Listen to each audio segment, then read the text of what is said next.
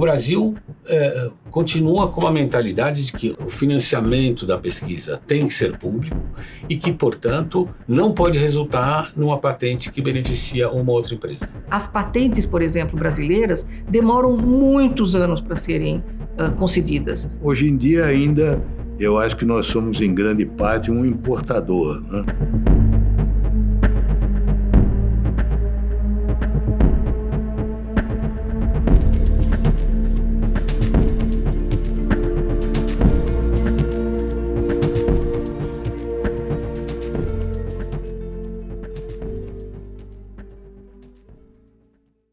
O Brasil não é um país que tenha muitas patentes, né?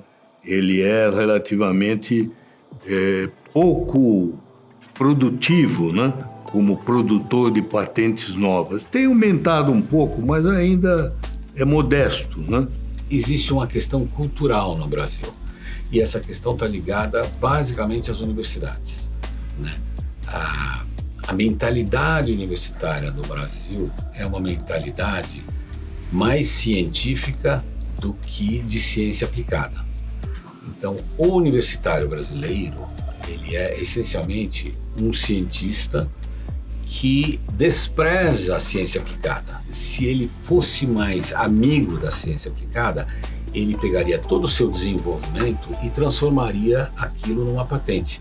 O seu desenvolvimento teórico iria para uma aplicação prática e dali resultaria uma patente. Parece estranho que o Brasil não é conhecido como um país de grande inovação, como Israel, por exemplo, ou como a Coreia, mas o Brasil tem inovações importantíssimas na área da agricultura, né? Todo mundo sabe, né? A Embrapa é uma das mais conhecidas pesquisadoras na área de agricultura tropical do mundo. Eu estive num congresso na Nova Zelândia, num congresso de propriedade intelectual, falando sobre, enfim, transferência de tecnologia, propriedade intelectual, etc. E um dos palestrantes estava falando sobre inovações na área agrícola. E eu levantei, o senhor conhece a Embrapa? Ele disse, como não? A Embrapa é uma das mais importantes inovadoras. Na verdade, ela é a criadora da agricultura tropical, né? É uma nova área de agricultura tropical que não existia antes.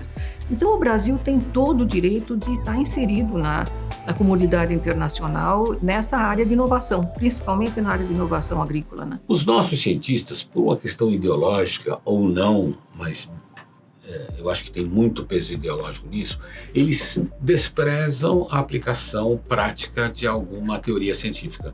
Eles acham que não é papel deles, isso é papel da indústria. E, portanto, eles não promovem e não vão atrás de patentes ou até de soluções práticas daquilo que eles estão criando. Se a gente olhar, boa parte das patentes americanas, por exemplo, que é uma grande referência, são vindas de pesquisas de universidade. E essas pesquisas da universidade são sustentadas por empresas que têm interesse no resultado daquelas pesquisas. Então, não há purismo nisso, é simplesmente uma visão prática.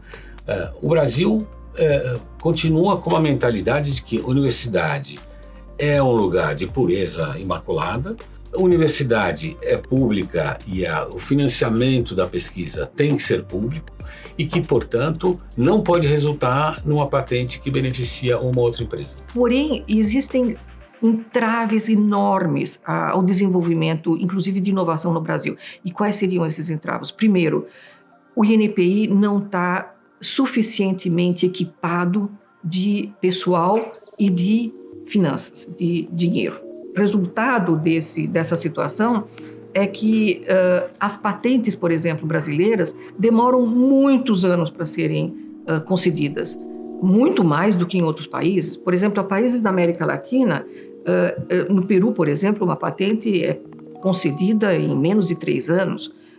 Nos Estados Unidos também, no Japão também, enfim, nos países de tecnologia mais avançada, as patentes são levadas muito a sério e são concedidas com uma certa rapidez. No Brasil, hoje, melhorou já, esteve pior no passado, mas hoje entendo que uma patente demora pelo menos 8 anos para ser concedida.